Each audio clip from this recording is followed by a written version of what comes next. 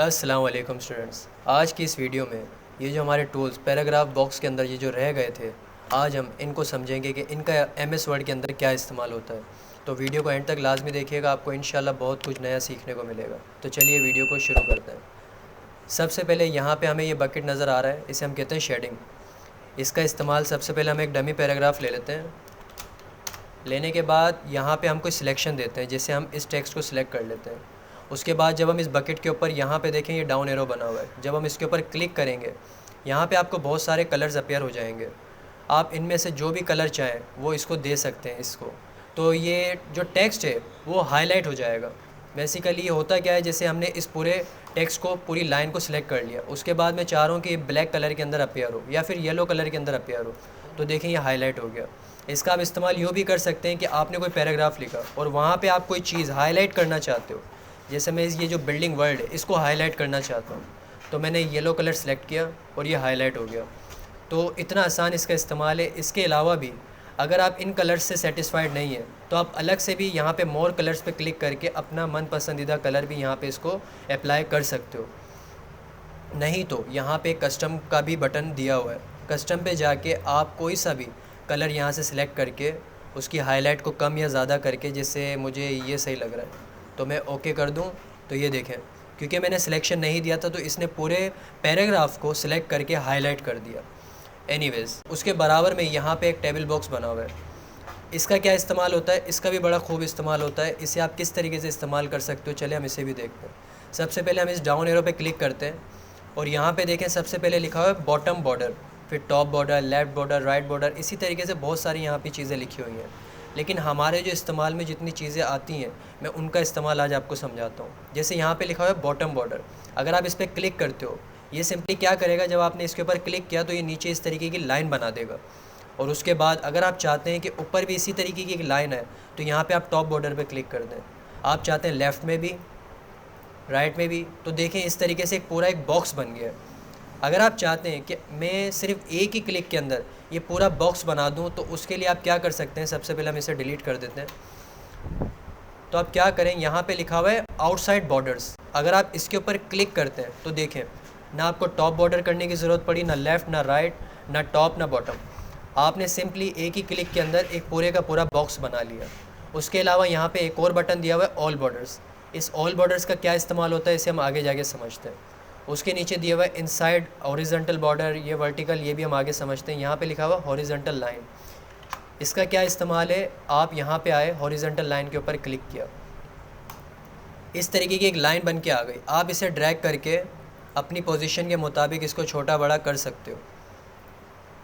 ये भी एक बॉक्स की तरह ही होती है।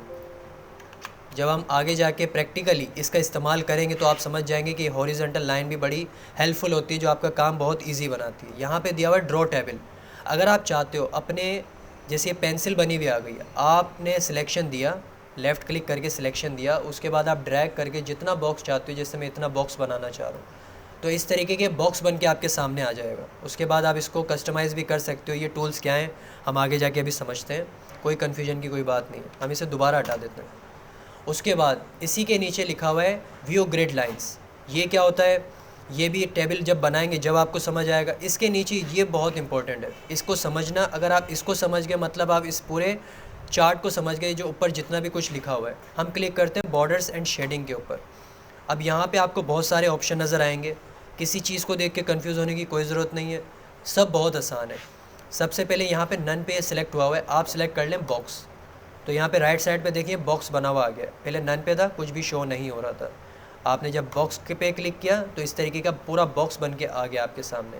अब ये बॉक्स बेसिकली क्या करेगा, आपका जो पूरा पेज है उस पर एक बॉर्डर अप्लाई कर देगा, यानी साइड में जो लाइन्स हैं वो आ जाएंगी। अब वो लाइन्स किस तरीके की होनी चाहिए, उनकी कैटेगरी क्या होनी चाहिए, उनको आप कस्टमाइज़ कर सकते हो। वो कहाँ से करोगे, वो आप करोगे यहाँ से स्टाइल से। जैसे आपने अभी ये सिंपल लाइन है, आप नीचे आइए, देखें डॉट वाली लाइन्स आ गई, ये डैश वाली लाइन्स आ गई। फिर आप नीचे जाते रहेंगे, बहुत सारी आपको डिफरेंट जॉनरास की लाइन्स मिल जाएंगी जिनका आप इस्तेमाल कर सकते हो। जैसे मैं फॉर एग्जांपल अपने केस में इस वाली लाइन का इस्तेमाल कर रहा हूँ। अब मुझे ये जो लाइन है मैं चाहता हूँ थोड़ी स्लिम हो, थोड़ी पतली लाइन हो। अब मैं उसको कैसे कर सकता हूँ, यहाँ पे देखो आप लिखा हुआ है विड्थ। ये कलर क्या, हम इसकी बात करते हैं, पहले हम विड्थ की बात करते हैं। विड्थ पे अगर आप सिलेक्शन देते हो, उसके बाद आप देखो यहाँ पे बहुत सारी इसकी जो मेजरमेंट्स है वो आ गई हैं। जैसे अगर मैं 6 पॉइंट पे सिलेक्ट करता हूँ तो देखें लाइन बहुत मोटी हो गई है, और अगर मैं ओके कर देता हूँ तो देखें इतना बड़ा बॉर्डर आपके सामने बन के आ रहा है। अगर मैं ऐसा चाहता हूँ कि ऐसा ना हो तो आप दोबारा बॉर्डर्स एंड शेडिंग्स पे जाएं, दोबारा बॉर्डर्स एंड शेडिंग्स पे जाएं। उसके बाद आप दोबारा उसी बॉक्स को सिलेक्ट कर लें और यहाँ पे 6 पॉइंट से हटा के 1 पॉइंट पे कर दें इसे। उसके बाद ओके करें तो देखिए इतना पतला सा आपके सामने बॉक्स आ जाएगा जिसके अंदर आप कुछ भी अपना टेक्स्ट लिख सकते हो और वो इसी तरीके से बॉक्स के अंदर अपीयर होगा। इसके अलावा भी इसके नीचे एक और ऑप्शन है, वो है कलर का, जो कि हमने डिस्कस नहीं किया। जैसे मिसाल के तौर पे हमने ये वाली लाइन सेलेक्ट की, अब हम चाहते हैं ब्लैक में नहीं, इसका कलर कोई दूसरा हो। जैसे हम रेड सेलेक्ट करते हैं तो ये देखें रेड कलर में आ गया, और जब हम ओके करेंगे तो इसका जो साइड का बॉर्डर है वो रेड में ही आएगा। उसके बाद अगर आप यहीं से बॉर्डर्स देना चाहते हो, जैसे हमने वो जो लेफ़्ट राइट और टॉप बॉटम किया था, वो यहाँ से भी आप यहाँ से भी इस ऑप्शन से भी दे सकते हो। जैसे कि आप इस पर सिलेक्ट करते हो, ये टॉप बॉटम आ गया, टॉप बॉर्डर आ गया, ये बॉटम पे बॉर्डर आ गया, लेफ़्ट पे बॉर्डर आ गया और राइट पे बॉर्डर आ गया। ये सिंपल बॉर्डर है, यहाँ आपने कुछ भी एडजस्टमेंट्स, कुछ भी अपनी तरफ से कुछ भी कस्टमाइजेशन नहीं की है। तो आप जब ओके करोगे ये सिंपल एक बॉक्स बना हुआ आ गया। तो आई होप ये वाला पूरा सेक्शन आपको आराम से और तसल्ली से आपने समझ लिया होगा। अगर फिर भी आपको कोई कन्फ्यूजन है आप फिर भी मुझसे कमेंट में पूछ सकते हो। उसके अलावा इसी के बराबर में एक पेज बॉर्डर।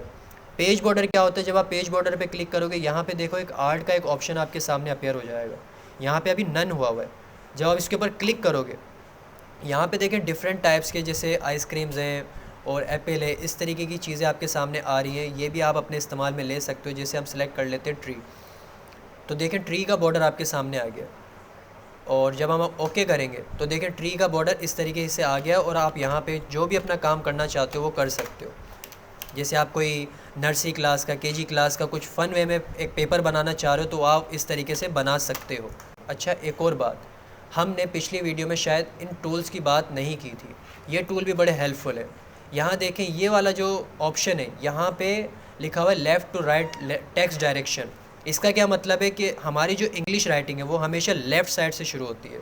तो जब भी हम कोई भी टेक्स्ट लिखते हैं वो हमेशा लेफ़्ट साइड से शुरू होता है। लेकिन जो उर्दू राइटिंग है, अक्सर हमें MS वर्ड के अंदर उर्दू, सिंधी, फ़ारसी, अरबी टाइप करनी पड़ जाती है। तो वो कहाँ से होती है? राइट साइड से शुरू होती है। तो राइट साइड पे जाने के लिए अगर हम जैसे उर्दू में अभी इसको कन्वर्ट कर देता हूँ उर्दू पे, अब ये उर्दू राइटिंग हो गई। अब मैं यहाँ पे कुछ भी लिख रहा हूँ तो देखिए उर्दू राइटिंग हमेशा राइट से शुरू होती है, लेकिन ये लेफ़्ट से राइट पे जा रही है, जो कि गलत एक तरीका है।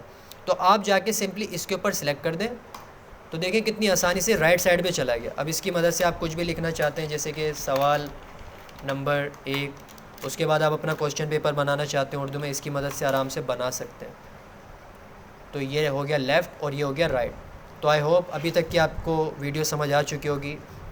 फिर मिलते हैं नेक्स्ट वीडियो में, तब तक के लिए अल्लाह हाफ़िज़।